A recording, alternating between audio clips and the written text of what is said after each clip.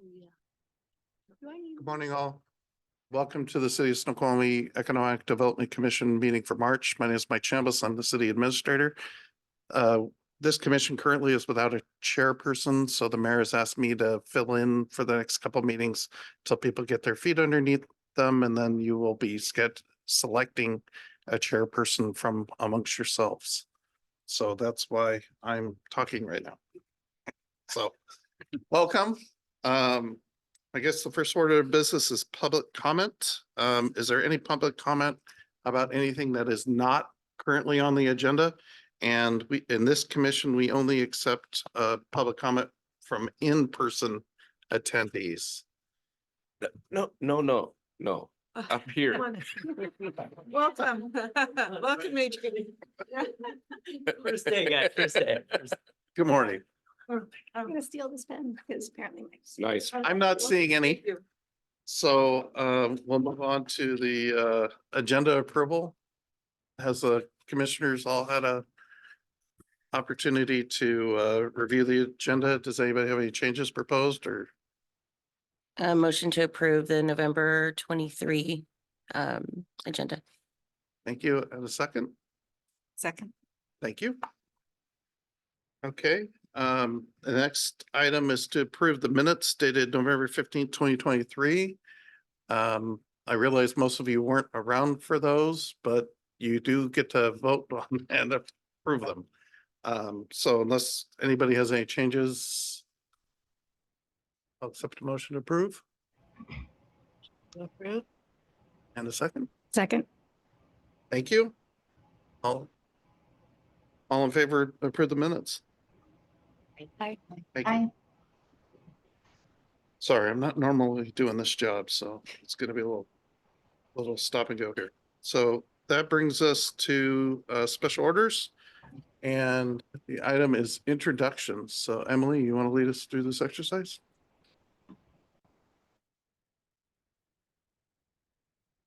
Yes.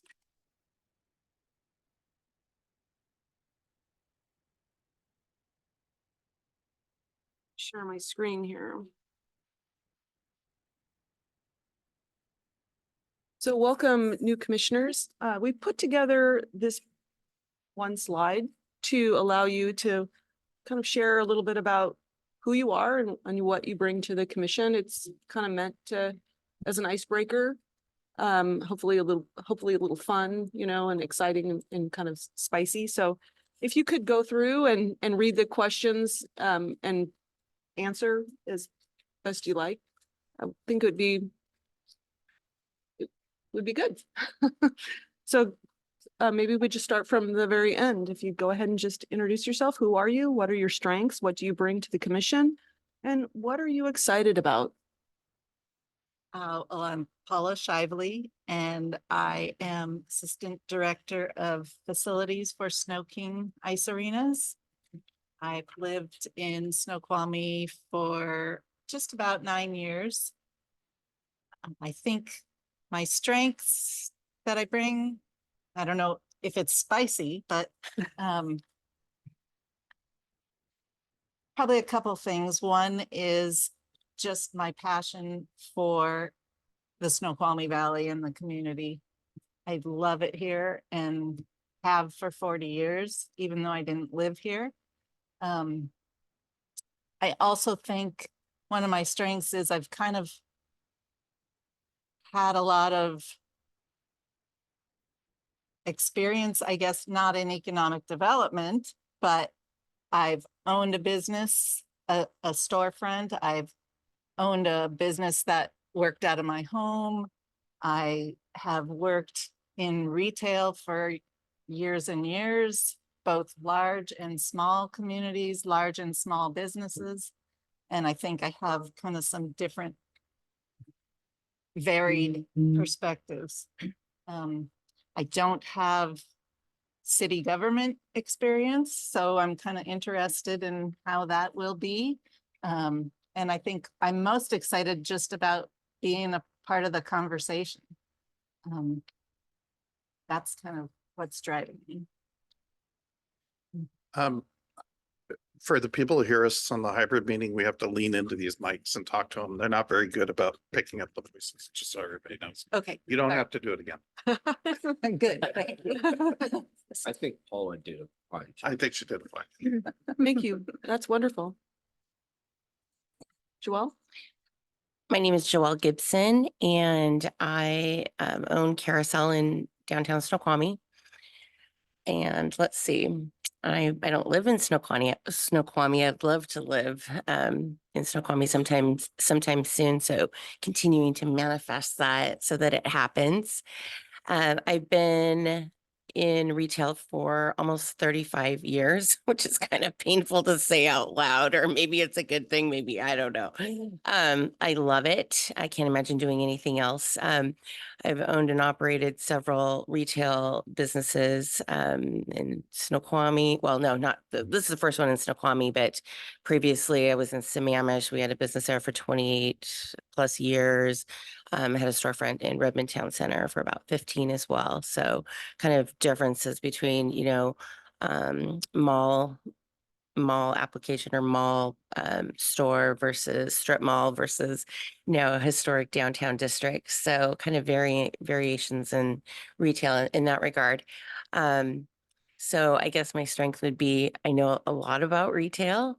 I've involved quite a bit in our downtown association, our nonprofit. I'm currently a volunteer, not a board member, but I still volunteer a lot. And I feel like I can speak to what it's small business in our community, what the needs are and challenges and also opportunities for our small businesses, especially in Snoqualmie, and bring things back to the city, and hopefully we can continue to help in that regard with economic development. And let's see, what am I excited about? Besides hopefully some really nice weather coming up soon. I was excited to open our agenda packet and see that the Creative Districts and Mean Street programs were on the agenda. Super excited about that. I think what I'm excited most about is growth of tourism. And I'm hoping that this commission can help facilitate that growth. And I'm excited to hear about the Main Street and really excited to help with that. And hopefully the commission that's going to be a priority on this commission.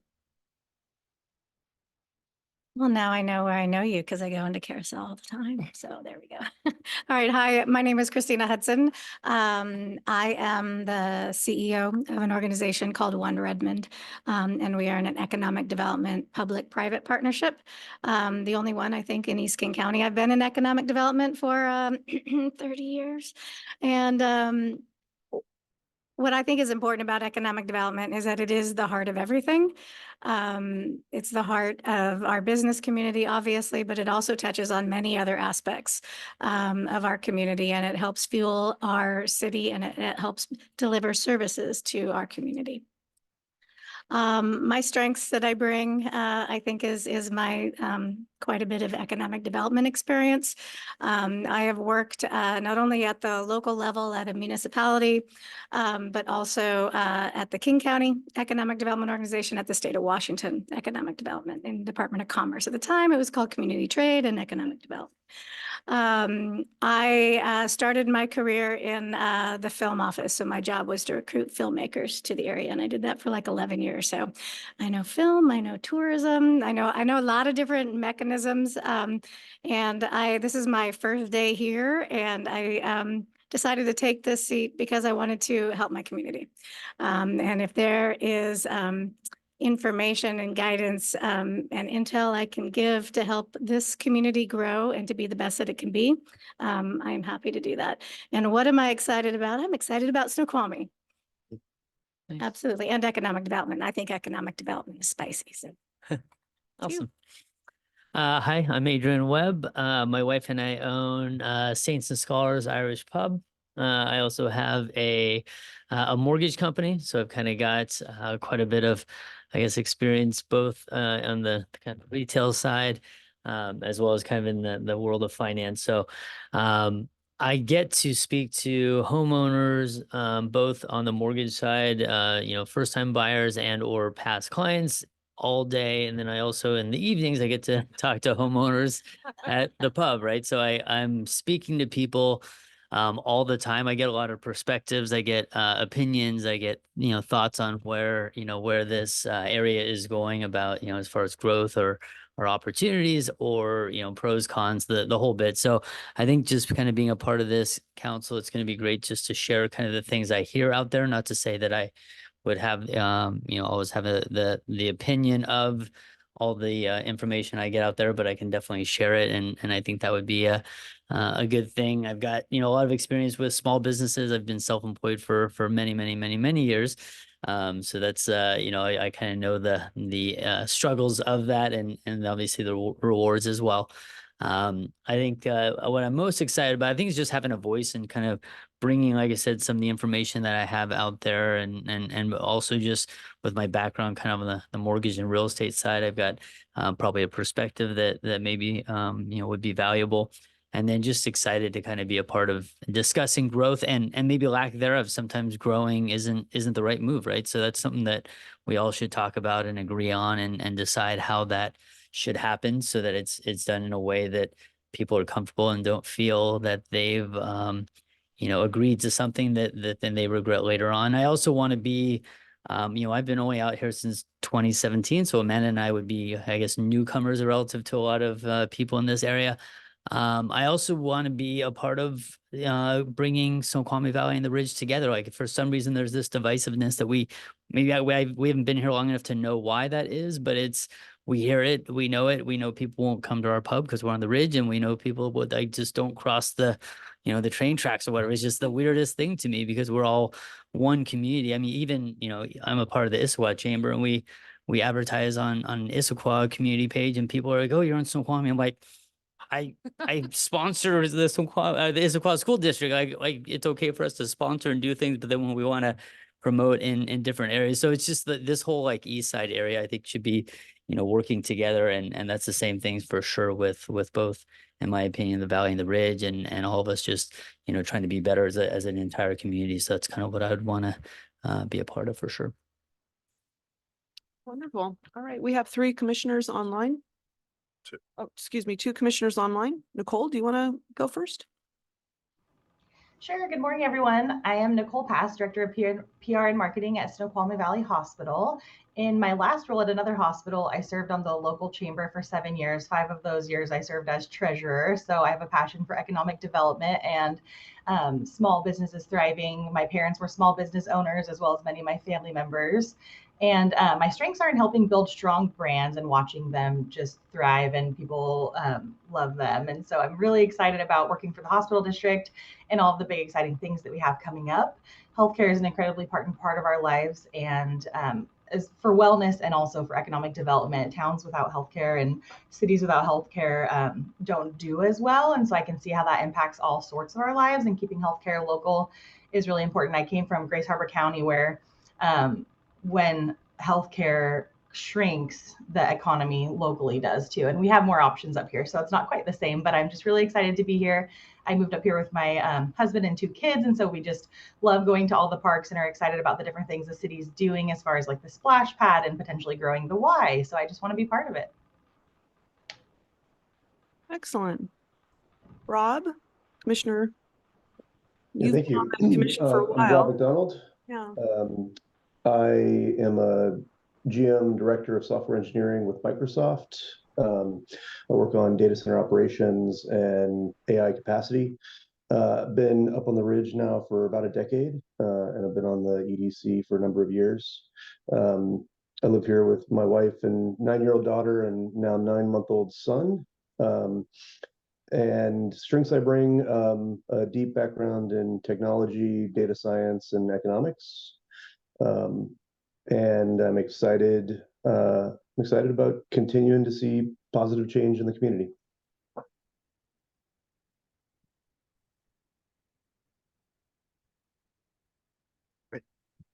Thank you, everyone. Sounds like we've assembled the right team. So this is good. We're gonna move on to creative districts and main streets. I don't know who's making that presentation. Nicole?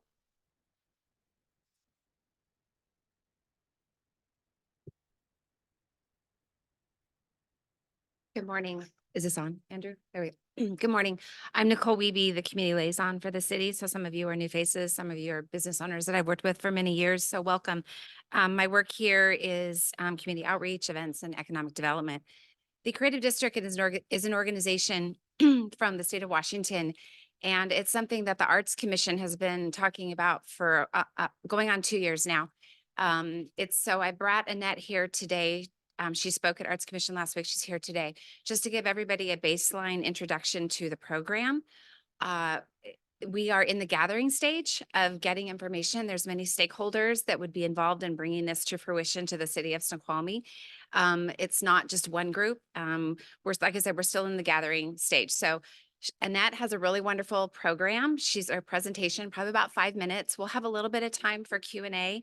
The Arts Commission took it to about 45 minutes. I'm just prepping you. We don't have that time today, but if you have any questions, feel free to email me and I can get back to you. So Annette, if you are able to turn on your microphone and start sharing your screen, we'd love to hear what you have to say. Great. Thank you so much, Nicole. Good morning, everyone. My name is Annette Roth. I'm the Community Development Manager at the Washington State Arts Commission. One of the major things that I do for our agency is to run the Creative Districts program. I'm going to try to get through my presentation in 5 minutes, so I'm going to probably skip a couple of slides here and there, but I just want to give you a basic overview of what the program is all about. I'm going to go ahead and share my screen, and then we can begin. All right. So the Creative Districts program exists to help communities use arts and culture to grow the local economy. The program was started in 2017. The legislation was introduced that year, and the governor signed it into law in May of 2017. We had almost universal bipartisan support for the program on both sides of the House, which is not something that always happens. And that just tells me that everybody recognizes the value of arts and culture to local economies. Our program was launched in the beginning of 2018. So we spent, the sort of second half or third of 2017 planning the program. Our first district came along in December of that year. I have a map in a couple of slides that I'll show you all of the creative districts and the communities that we're working with across the state. We do have laws and RCWs governing our program. These are the chapters in the WACs about the program. So you can always look them up if you want to. So a creative district is essentially a right-sized geographic area within a community that has a concentration of arts and culture and other ancillary activities surrounding the creative economy. We very much look at this as an economic development program. The idea is that artists, creatives, and other folks in that realm can, grow their businesses, hire new people. They can, if they're an artist and they want to become a full-time artist and have that be their job, that's something that they can do. Very often the communities use their creative district as a jumping off point for visitors to come to learn more and to experience what their community has to offer from an arts and culture perspective. It's an opportunity for folks to be able to rally around this idea to promote a community's unique assets. Every single city in Washington is different from each other, and we want them to figure out what that is throughout this process. Now, we have a broad definition of creative. You're going to hear me say creative sector, or you may have heard that, creative economy, and that includes things like traditional art, so painters, sculptors, theater, dance, those kinds of things. But it also includes things like photography, graphic design, app development, specialty food manufacturing, and other things as well. So when folks start to plan their creative district, we want them to think very broadly. It's not just art, it's not just public art, but it's fostering a creative economy so that people who think for a living and make things can thrive. Our program is a state certification program. There's steps in the process, which we'll talk about here in a minute. The primary the primary benefit of it is because you have a state certification, it's kind of a stamp of approval of the stuff that's happening in your community. It gives communities an avenue for additional partnerships, for additional grants, for additional revenue streams that can help support their creative economy. We have been seeing in a number of our communities that after they've gotten their creative district certification, they've been able to see a lot of small businesses come in. Now, they might not necessarily be directly related to arts and culture, but they do help to develop the culture of the community itself, and so that's something that's important because people want to site and be located in places that are interesting and support their community and their personal values. Communities use the creative districts as a way to broadly organize and promote their art sector activities, to bring people in various arenas within that realm together so they can cross promote and they can do a better job of using their collective skills to raise the profile of the community. Most of our communities are using their creative districts to help redevelopment opportunities. There's that one building that if only someone could kind of idea. And so we're seeing that. And it also helps to strengthen a community's future. One of the things that we're seeing across Washington state is as the population here has been growing and exploding over the past, 20, 30 years or so, a lot of communities are changing and they're not really sure what's going to happen to them in the future. And there's sometimes a little bit of fear around, well, if people come, then my community is going to change and it's not going to be the way that I want it to be. But you can allow for change and allow for growth and also preserve the character of the things that you love about the community. And the creative district helps the community collectively to figure out what that looks like and how to approach it for the long term. So it is a planning, application, and state certification process. It's very community development oriented. So it's not just the city's initiative, it's a collective planning experience for the entire community. We have a set criteria that communities need to meet, but it is customized to each community because we know that every city and every community is different. So what a creative district in Edmonds, for example, is very different than the creative district in Issaquah. And we know that. And so our program allows for that and it has flexibility built into it. Now we work directly with communities as much as they need through the development process, through the planning process, and afterwards as well as they launch and grow their creative districts. Now, the intention of this is to foster diverse community engagement.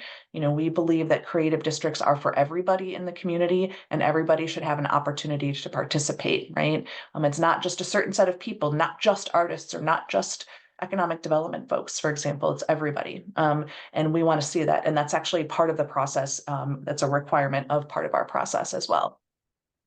This is a map of all of our creative districts as of January 2024. We actually have a new creative district that was just certified a few weeks back. I just haven't updated my map in my PowerPoint. So all the red dots are certified creative districts. We have 17 of them now.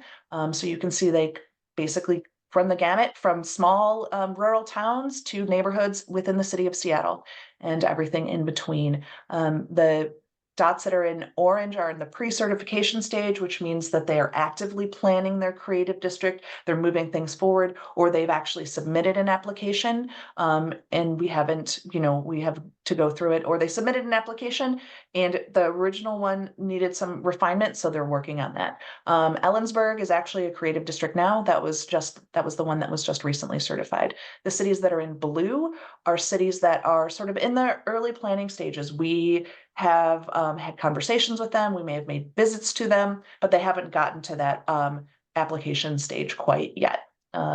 So, we're really excited about the breadth and scope of the types of communities that are looking at this because we know that, culture and arts is important to everybody for quality of life and for job creation. We provide a lot of support to communities, resource and guidance. We have what we think is an equitable application process. It's very transparent.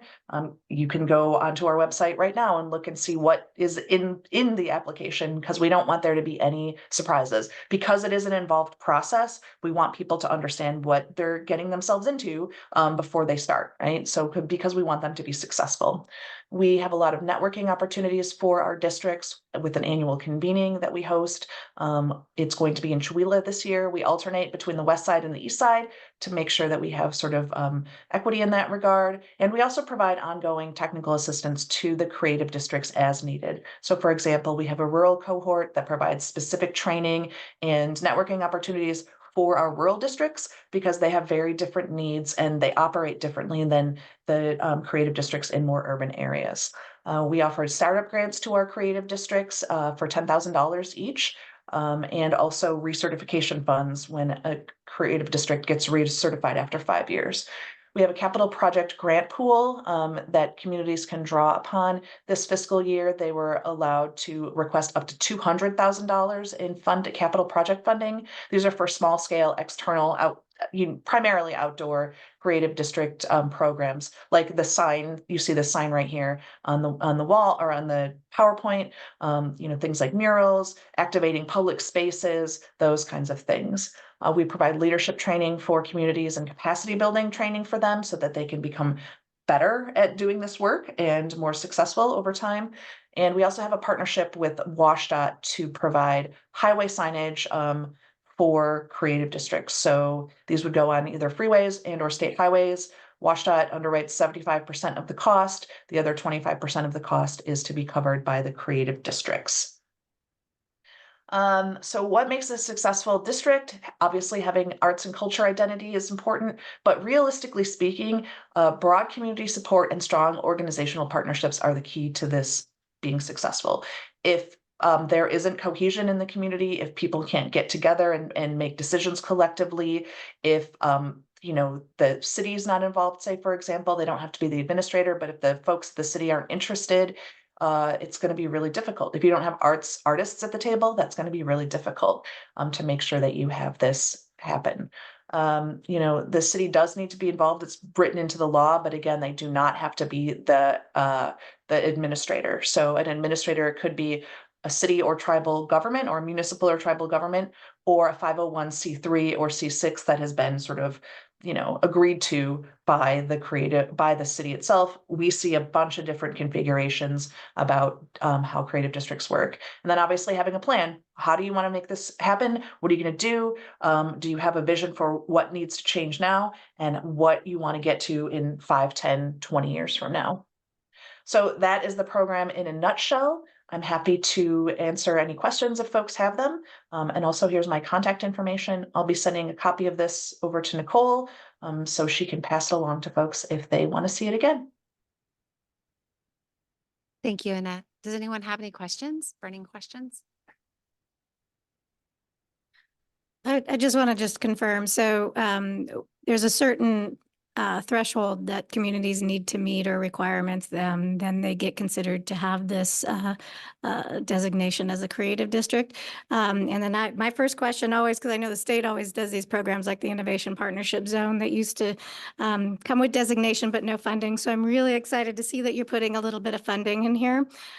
So I think what I heard, and I just want you to confirm, once a city or an area region is designated as a creative district, there's a $10,000 startup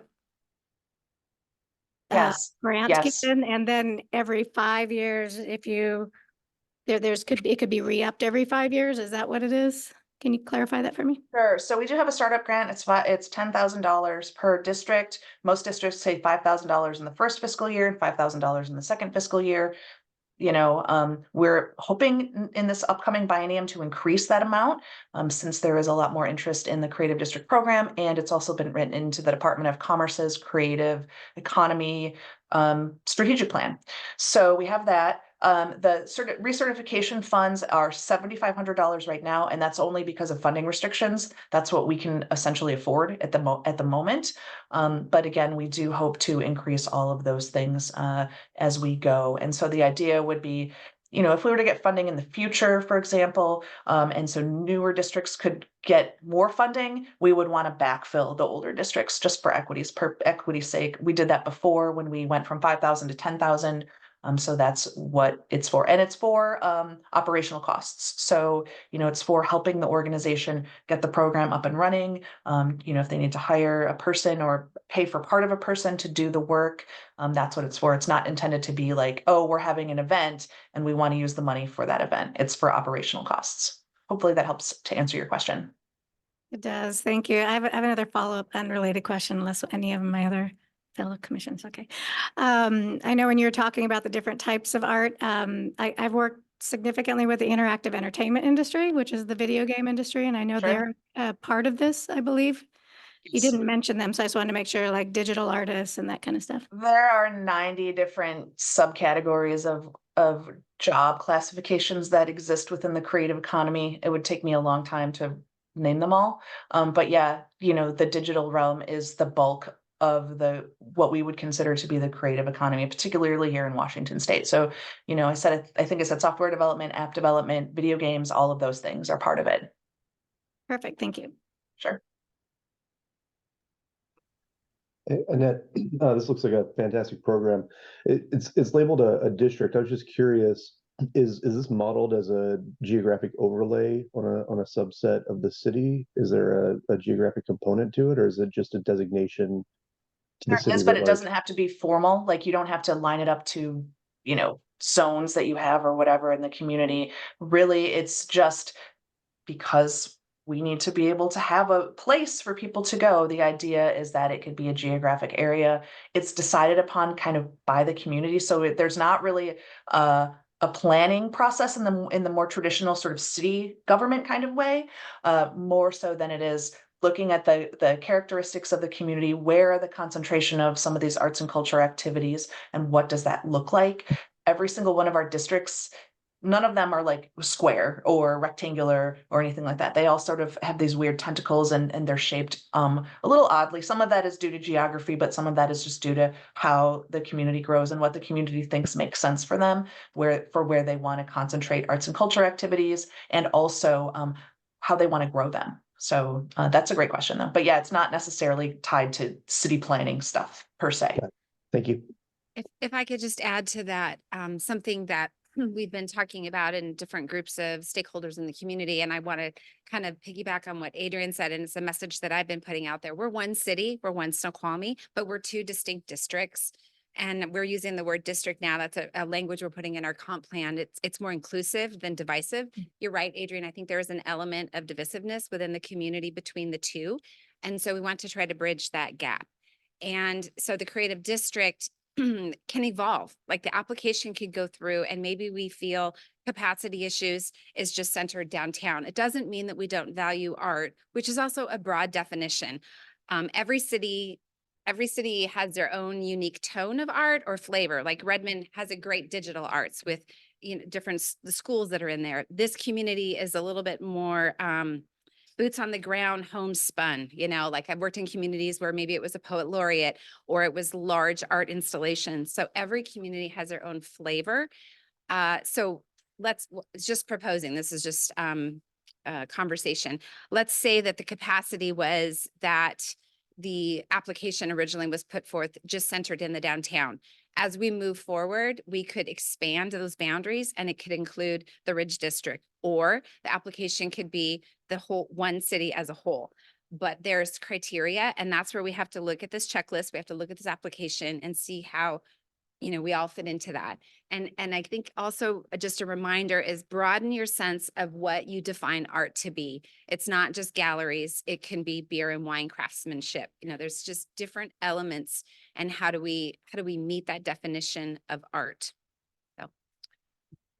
I've got a quick question. I was just going to say, in your packets, there's a memo in there that speaks to the broad nature of this industry, and it was also mentioned in the presentation, but this could include software developers, post-secondary teachers, photographers, web developers, writers, authors, musicians, marketing managers, graphic designers, fine artists, entrepreneurs, and more. This industry is reported to be bringing in about $43.2 billion in the last, from 2019 to 2020. So this is big business, big business opportunity. But I want to jump in there. And one reason why I asked the digital artist question was a bulk of those dollars are the video game sector for the state of Washington, which I totally agree. Every city is different.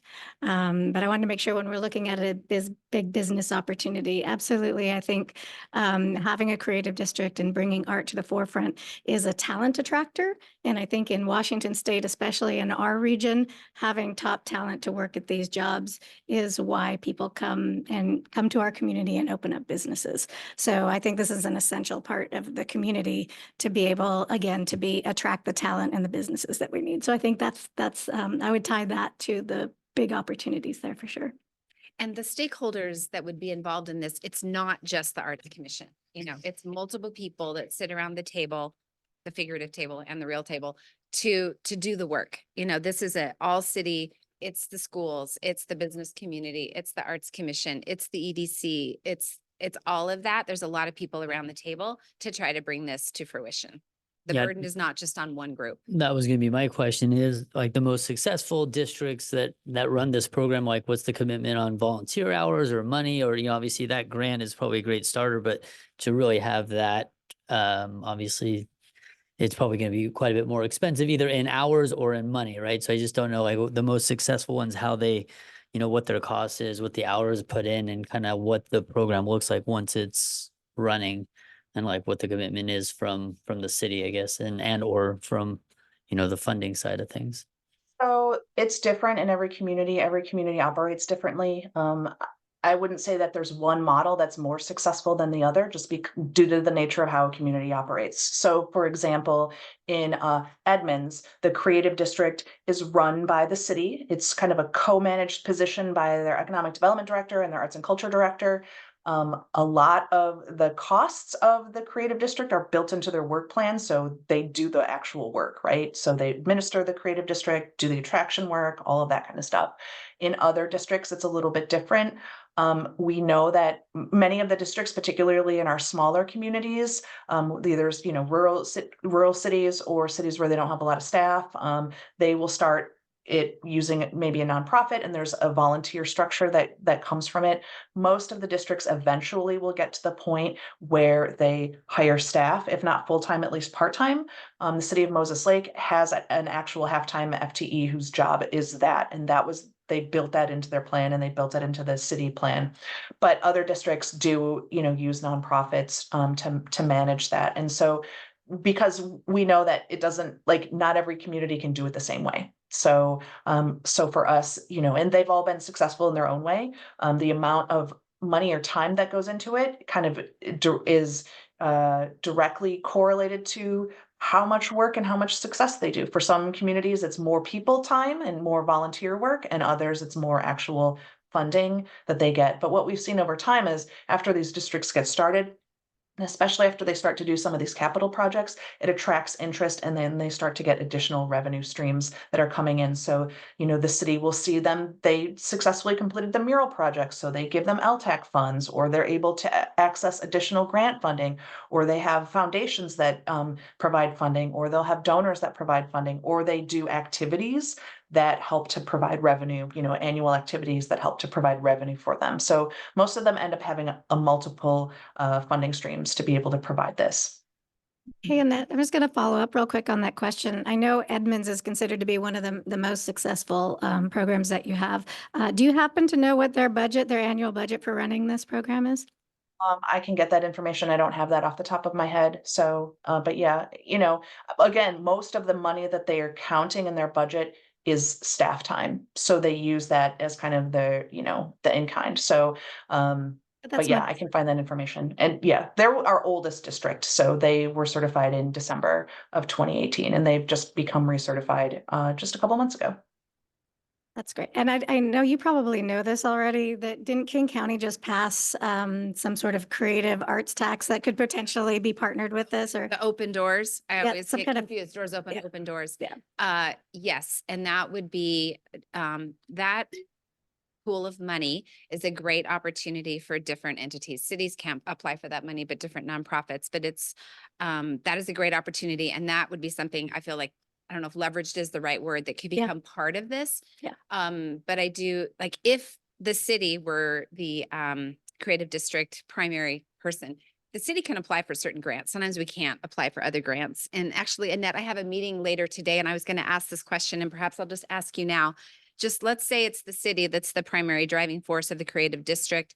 If there were grants, because the city can't apply to the doors open, could the city work with a nonprofit who's part of their board or their stakeholders? And could they apply for a grant on behalf of the creative district? Is that possible?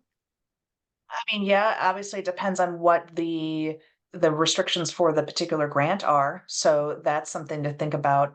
Oftentimes we do recommend, and it makes sense in most cities, that there's a MOU partnership or some kind of a partnership between a city and a nonprofit organization for that reason. There's certain things that the city can do or not do, and vice versa. Frankly, we all know that government is risk averse, and there needs to be some experimentation, and nonprofit organizations sometimes have the ability to be a little bit more experimental in trying things that cities may not want to take that, that burden on, for the liability, or just because of the inherent nature of a project, for example. So we do see that. Deciding who and what is something that is going to take some time. And so, like I told the Arts Commission last week, don't come into this with a preconceived notion of X organization is going to do this right now, and it's going to be located in X location. That's where the conversation with the community comes into play, right? So we want this to be something that's more like a grassroots, more organic feeling economic development program, not top down from the government so much, but this is an initiative that the community wants to see, and the community is behind it. And then that's going to help it grow, and it's going to become more sustainable over the long term, right? So if you have a creative district that's only city oriented, or it's at the city, and then leadership changes or there's a huge budget crunch, then the city can't focus on that anymore. If there's more of an organic approach to it, or there's partners in the community that can take that on, then it's a lot easier to move that body of work over to a different organization. So those are all things that are going to take time to consider.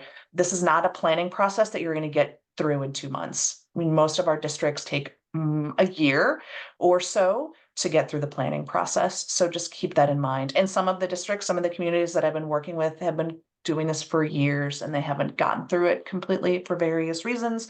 Some of it was COVID, some of it was just local politics, small p. So those are things to keep in mind as you start this process.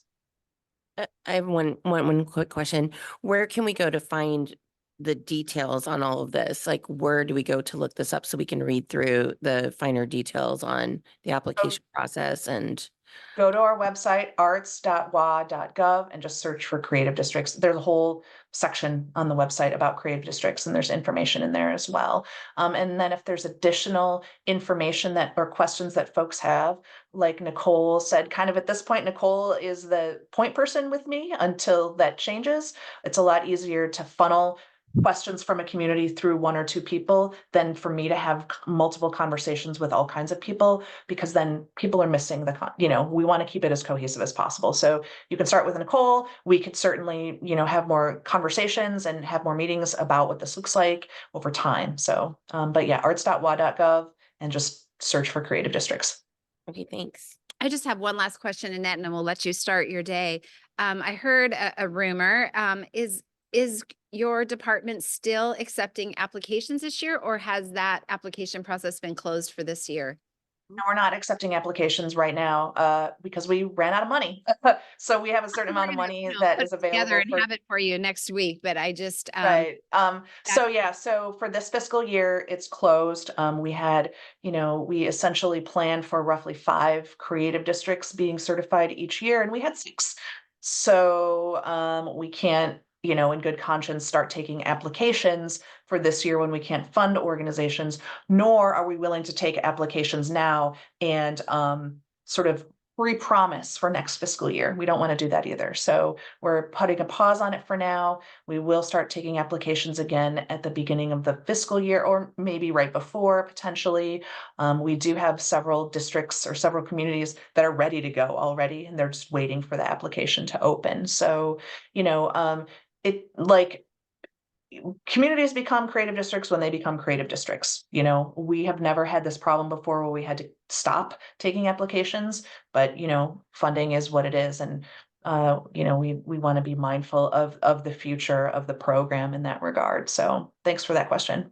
I Yeah, have I think one that's a more. I'm great sorry. question. Can Oh, I- yeah, go ahead. It's about the technical assistance you were talking about. I just wanted to clarify, is that technical assistance to the creative districts to get started, or is that technical assistance to the artists, or both?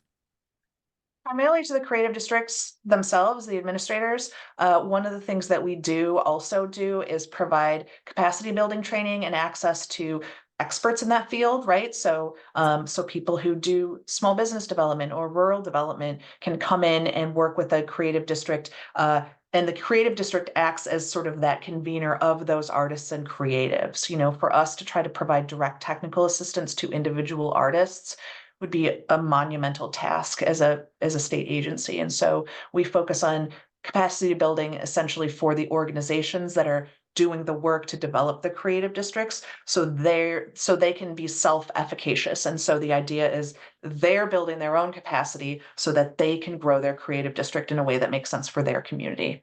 I love it. That's a big selling point right there. Thank you. Thank you, Annette. Appreciate it. You're Good to- welcome. Thanks so much, everybody. Sorry, Janelle, I feel like we took up a lot of time. All right, wonderful. Well, if anyone has any further questions, please feel free to go through Nicole. And hopefully we'll see you all soon. Thank you. All righty.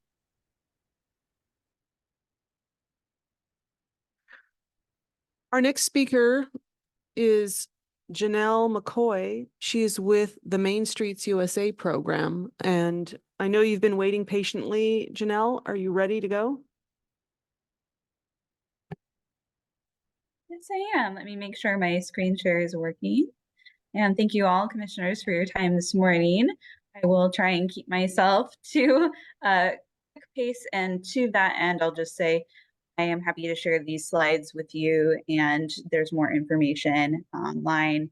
I also have the links for things noted on the slide deck. So with that, let's get right into it.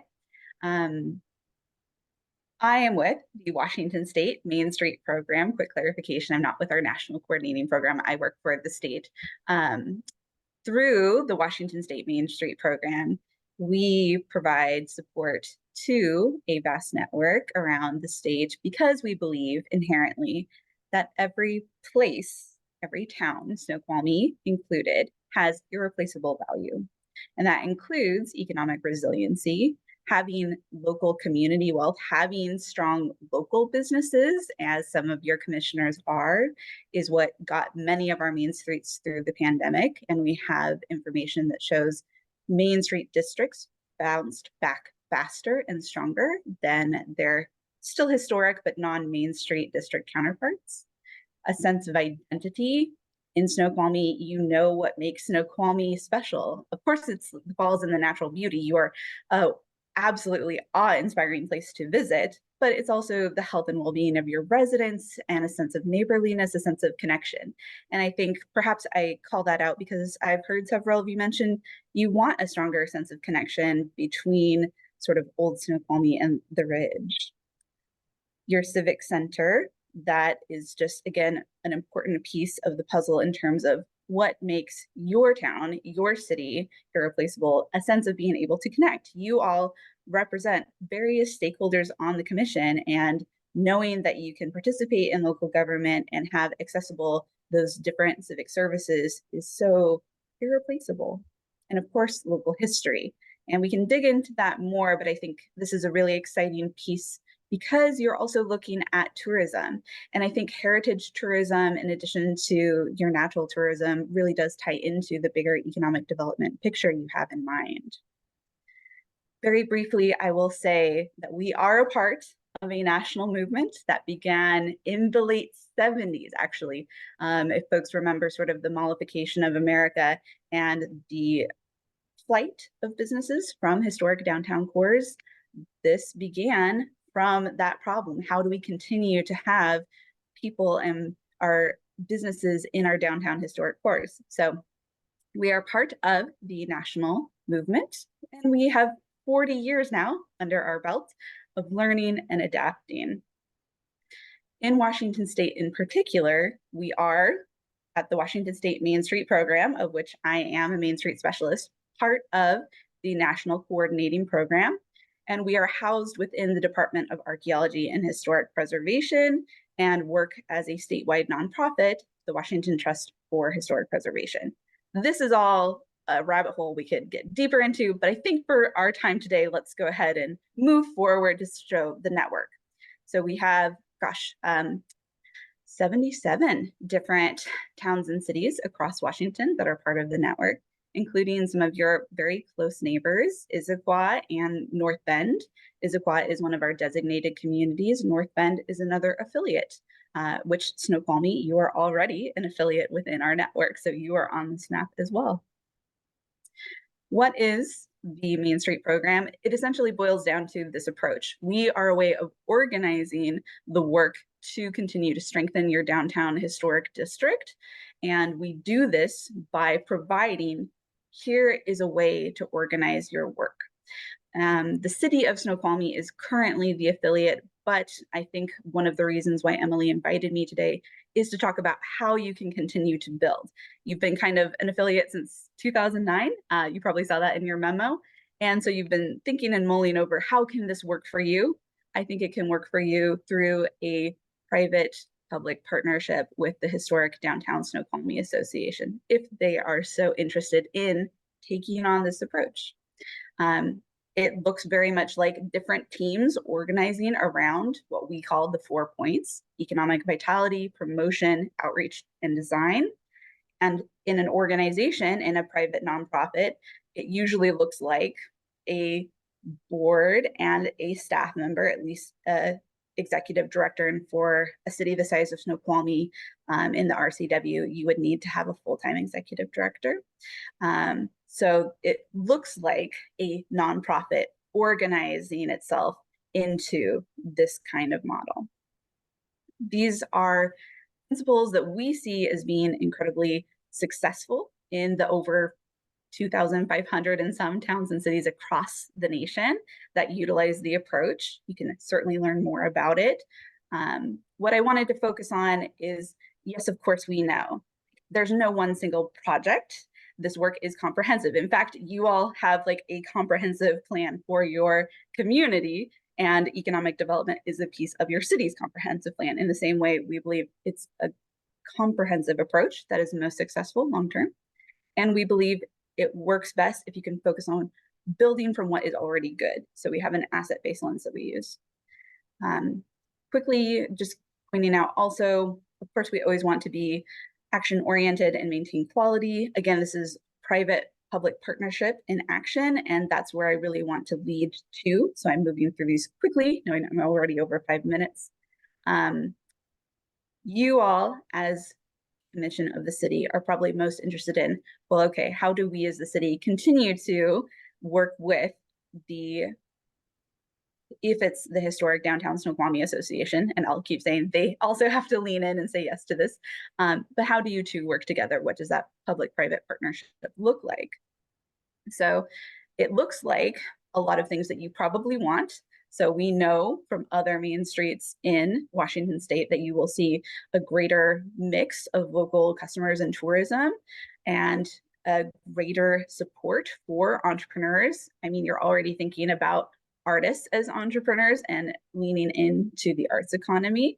I will say, Annette isn't here to affirm this, but I believe, gosh, like 10 of the 15 or so arts districts are also Main Street communities. And so when she said that there are nonprofits that can take on the work and the city doesn't always have to have the administrative or oversight of the districts. A lot of times it's actually the nonprofit that is the main street in the community. Chewelah, where they'll be having theirs, is in a very similar position. They are an affiliate, just like Snoqualmie. They're becoming an arts district. They're becoming a designated Main Street community. So both of these things, I think, are brought to you in this one meeting because we really mesh well together. Getting into some of the nitty gritty, you all currently, as the city, are probably thinking, well, what does our role moving forward look like? And aside from maintaining a seat at the table of the nonprofit organization, you would also be funding partners. The most successful Main Streets continue to have some kind of financial support from the city. And this can look a lot of different ways. So this is information from actually a survey we do of all of our designated communities in Washington. And most folks will have a contract for service. So the city itself, you have things already that are part of the city's work that you could contract for with the downtown organization, the standalone nonprofit. For some, that looks like health and safety. For others, it's more design work and sort of management of the public space. Public Works is often like a key partner to our Main Street programs. And Emily asked me in particular to speak a little to the tax credit incentive program, the MSTCIP. So I will do that really briefly. The tax credit incentive program was created in 2005, and it has continued to blossom and grow over the years. In fact, we recently, as of 2021, went from having a 2.5 million credit cap to a 5 million credit cap. So we have proven that this is a great way for reinvesting in the community. And essentially, how does it work?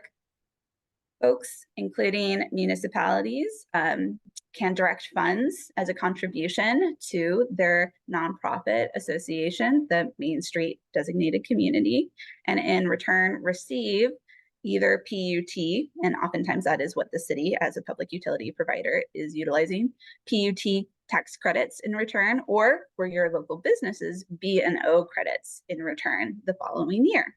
So in a very, very fast way, I will simply say this is one way of providing funds. And there are, of course, contracts for services, LTAC funding, and a variety of other ways that cities continue to provide financial support. But your partnership is also just in the people, like providing planning, providing oversight on committees and the board. So I'm coming to this very quickly at the end because I know we're short on time. You can find a lot more information online.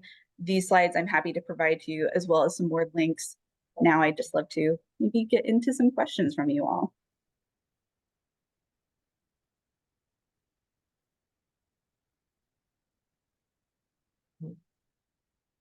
Anybody have any questions?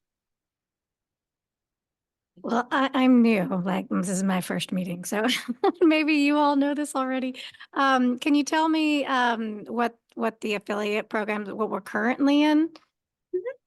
Absolutely. Thank you for the question, Commissioner. Essentially, as an affiliate, you are able to explore Main Street and have some technical assistance. So my time and the time of the rest of our 4-person state coordinating team. Because most folks who join the network are interested in moving to a designated community, and that is, again, like an example, Issaquah is already a designated community that's a near neighbor. North Bend is another affiliate. Most folks are looking to move from affiliate to designated community because it is a recognition that you are utilizing this Main Street 4-point approach to strengthen your town, and B, that is the access point for the tax credit incentive program. So designation as a community, I refer to as being a multiplier. You have to already have investment from your residents, your businesses, you as cities, for that designation to really mean anything. Because if you multiply 0 by 100, you still end up with 0. But if you have even 1, that designation and the opportunities that come with it can really make things move faster and open up new streams of funding. So you all as an affiliate are already part of the network. You have our time and support. I've been talking with Emily, and I've also been talking with the folks at Historic Downtown Snoqualmie as a part of what is provided to you. So I don't actually have time or capacity to talk to just any city. You all, Snoqualmie, you get some of this because you've already said, well, we're interested enough, we're curious enough to be a part of the network. Got it. And that's how it ties into Snoqualmie Historic Downtown Association. Got it. Thank you so much.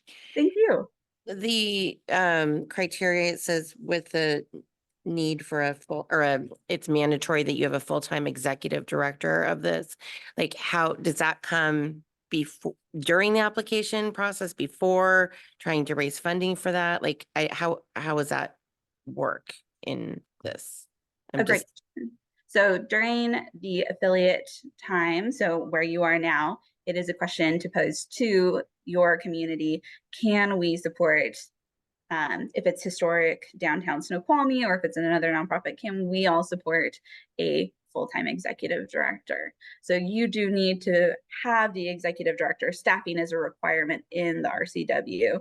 So you have to have that in place prior to applying to become a designated community. Now, are we on hand to help? Yes, in various ways. So I'll try and be fast about this, but we offer support and assistance in terms of reviewing, providing templates for job descriptions for executive directors, support during the hiring process. We often are a part of orientation and ongoing support for that executive director. So we provide a lot of technical assistance and wraparound services through the hiring and onboarding of a staff member. We don't have, and I'll be very clear about this, funding in the same way that ArtsWA provides, I think, a seed fund of $10,000 for like new districts. The Main Street program is set up in such a way where you are the local leaders that are going to determine whether or not you want to focus on this and have something to contribute to it. We set it up this way because we found, again, over 40 years in Washington, but also across the US, that it turns into a flash in the pan if we provide funding, if the state provides funding.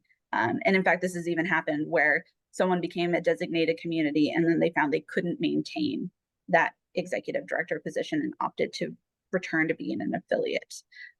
So through our own long-term history, we have found this is the way we know that it's going to be successful over the long term, that the community gets to the point of having these 5 criteria in place. And I'm happy to, again, share the RCW as a follow-up so we can go through it.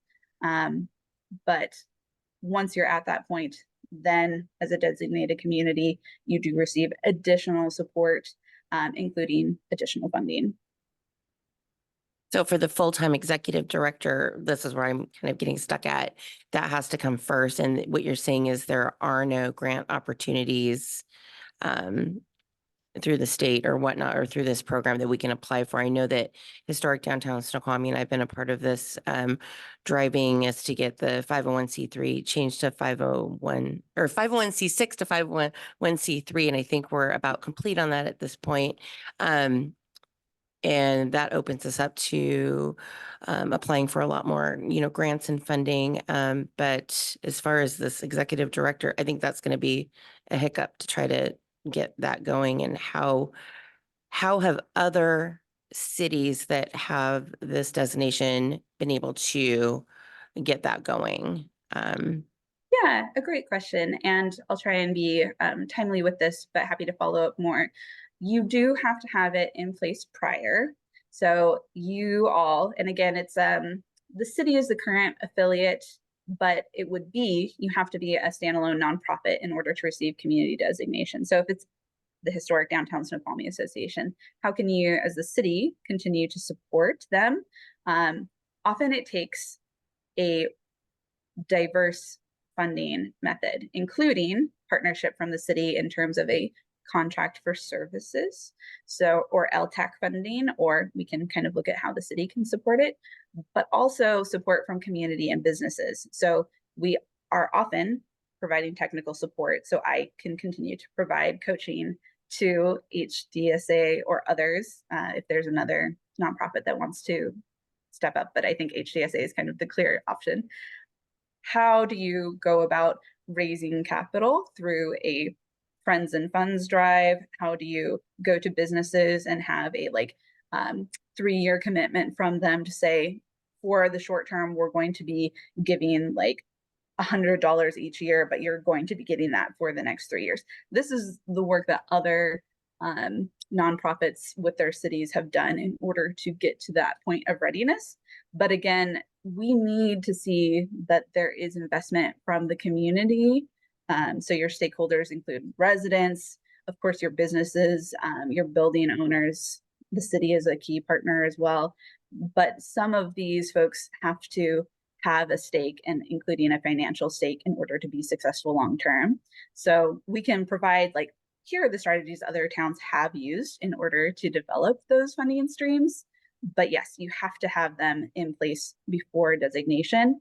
Otherwise, designation ends up, it can just be what it was to water bill, where they were like, oh, we thought we could maintain this through just the tax credit incentive program, but that's only one additional stream. It's a great multiplier, but it cannot fund an entire organization.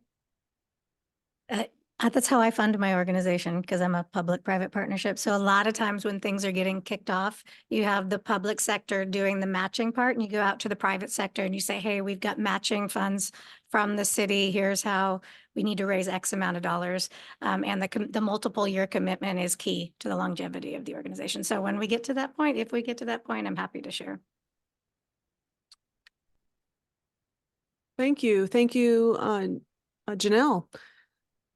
That concludes our two presentations on creative districts and main streets. And in your memo, next steps would be looking for support from the Economic Development Commission in the form of a letter that could be sent and forwarded on to our city council on whether or not these two programs are something that you would like to recommend the city continue to pursue.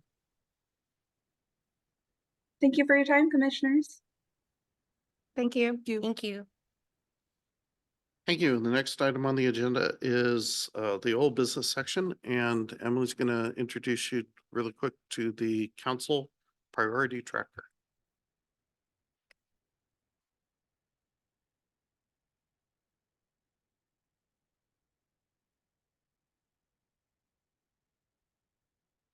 Just 1 second.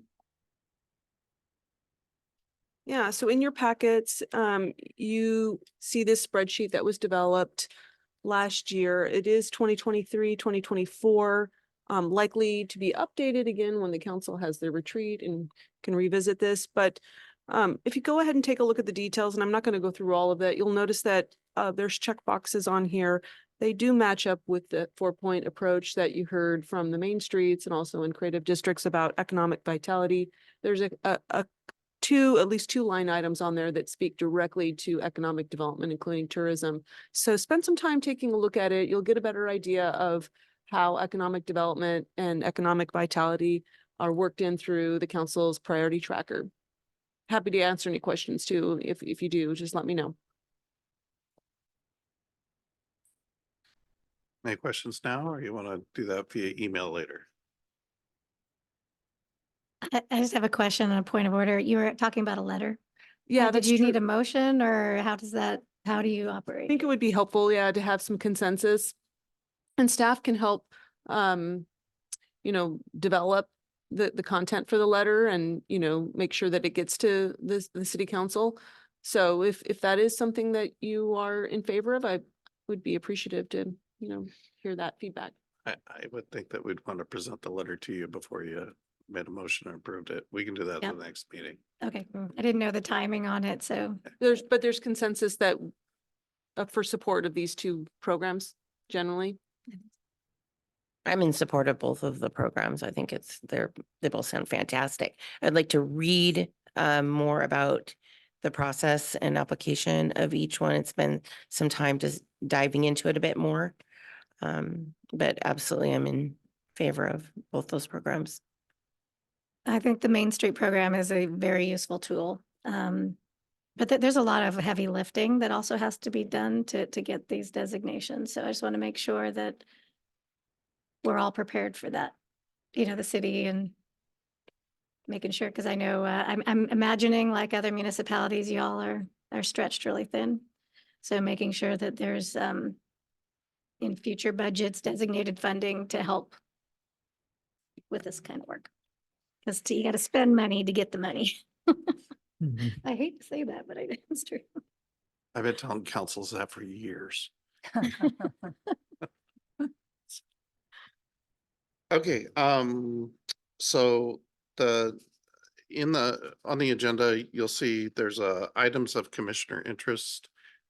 If you have items of interest, I would encourage you to email them into Emily so that they can get on to the agendas. And then the last item on the agenda is schedule. There's a work program. Sorry. Put it on two sides of the paper. Yeah. Sorry about that.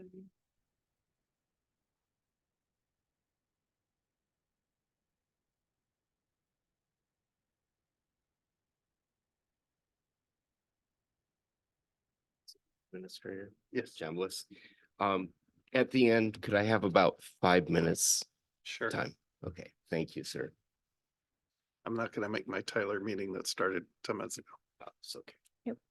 It'll still work. I don't know. So this work program that you see on screen is a work in progress. It is a way for the commission to track projects that we anticipate could be part of the 2024 or even the 2025 and beyond. So I won't go into detail. This is in your packet, but these are some of the projects that are anticipated to be part of your business for this year. And some of them we even had, kicked off with today, like the Creative Main Streets.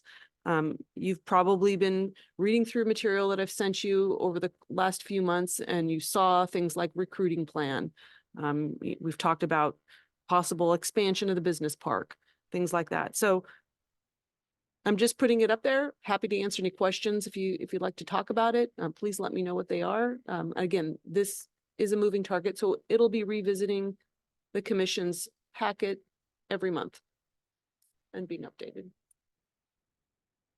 So I'm assuming business visitations, because I wasn't here for the first quarter, says BRE work, business retention expansion. Yeah, that was a program that was started many years ago, and it does date back quite a few years ago. And we will anticipate putting that back up on the agenda to kind of right size, fit that, so there's been a lot of work that's been going on with visitations and or specific questions being asked. There were still additional businesses to reach out to. And so we were going to reconfigure how that is being administered. I'm happy to share the work that I've done in the past too. We've got some international awards on how we've done it. So I'll give you all the intel I have. Yeah, I think that's a nice follow-up for that. Thank you. Yep. Okay, Councilperson Watton. All right. Thank you very much. I'm Rob Watton. I've been on the council now for just a little over 2 years. I've spent a decade working through the Economic Development Commission, and I commend each of you for taking this on because there has been a lot of great things that have come out through this commission, which are unique of all the panels, I believe, but I'm personally biased. SR 18 was one of the issues that was number 11 in priorities back in 2014. We changed that. We moved it up to one of the top 3, and you see the work that's being done today. There was a need for jobs and job fairs. So it was through this commission the jobs fairs were started.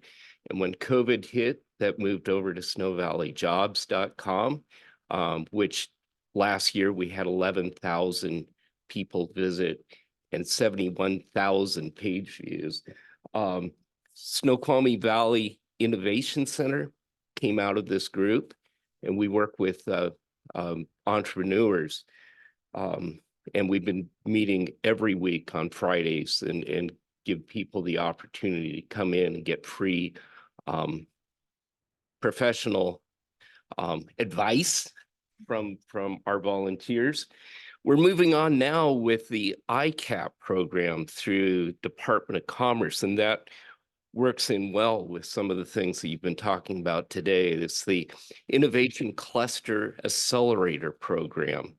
And the next piece that it led into, and that's the creation of the Snoqualmie Valley Economic Alliance. For the first time, we have all 4 city governments, Carnation, Duval, North Bend, and Snoqualmie, working together on economic development activities, as well as the Snoqualmie tribe. We're in the process of applying, the 4 cities, of applying for a USDA RISE grant that will support the agriculture in the valley and everything from what I like to say is land and water to table. And one of those initiatives happens to be revitalizing Railroad Park. So, you know, there are a lot of things that we can bring together. It's about commissary kitchens and trying to make sure that we have those in different places. We're working with Business Impact Northwest for 1, technical expertise, and 2 is micro lending for especially focused on women-owned and minority-owned businesses. And 2 big things are happening just to keep on the front of your radar. First of all, the casino expansion opens up in a little bit over a year from now. And the big one is FIFA, the World Cup, coming in 2026. We have 6 games being hosted in Seattle. Every one of them have a bigger audience than any Super Bowl and is going to have a tremendous impact. So there are a lot of things coming forward. So I'm really excited to be working with you. Please, you are the driving force of creativity. So as we're talking about arts, artswa.gov, we're talking about the other programs like Main Street, whether you remain as affiliate or whatever, this council needs your insight and your vision because it's made a tremendous impact in the past, but I'm more excited about what we can do going forward. So thank you much. Thank you. And with that, we're down to adjournment. So I'll accept a motion to adjourn. I move to adjourn. Second. Second. All- Aye. Everybody. Thank you. We're adjourned. Been awesome.